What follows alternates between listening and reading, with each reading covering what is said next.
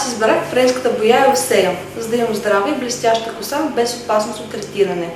Елсея не съдържа амоняк, парабен, резорцин и ППД. Държи дълго и боядисва 100% белите коси. С Елсея няма опасност от възпаление на кожата, очите или алергии. Косата ми е с натурален цвят, мека и блестяща. Мога да я се боядисвам сама вкъщи или да занеса на фризьора ми Ивайло. Следете внимателно действията на фризьора, за да ги приложите сами вкъщи. В кутията ще намерите всичко необходимо, за да постигнете професионален резултат и у дома. Туба с осветител, флакон с активатор за подобряване на цвета, балсам с мляко от хибискус и UV защита, листовка с опътване за употреба. Прочетете внимателно съдържанието на листовката. Вземете френската листовка.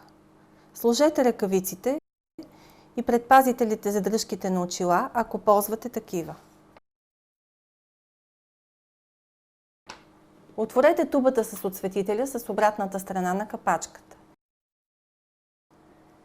Прехвърлете съдържанието му във флакона с активатора. Затворете и разклатете добре.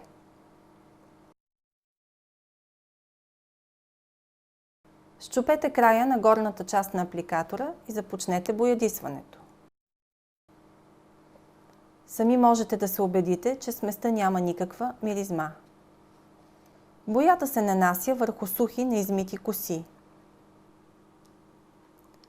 При небоядисвани естествени коси, боята се нанася върху цялата коса.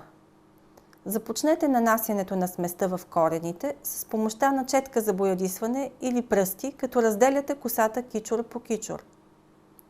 След това разпределете останалата боя по цялата коса.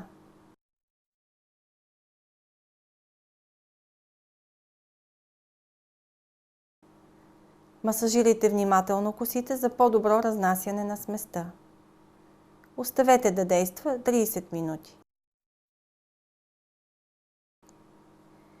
Преди да изплакнете косата, сложете в шепа малко хладка вода и масажирайте леко косата за около 2-3 минути.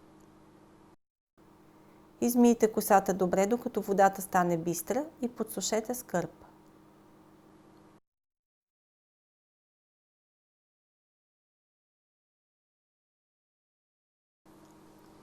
Балсамът с мляко от хибискус подхранва и съживява косата, улеснява разресването и я прави блестяща. Нанесете балсама върху цялата коса от дължината към връхчетата и масажирайте леко скалпа в посока от тила към върха на главата.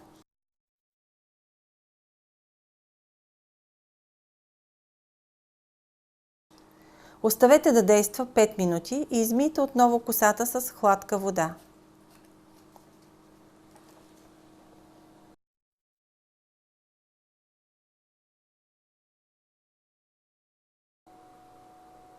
Оставете косата да изсъхне сама или я изсушете внимателно с сешоар.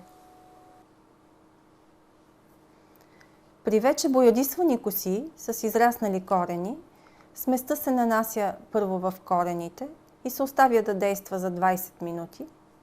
След това остатъкът се разпределя върху цялата коса, масажира се и се оставя да действа още 10 минути.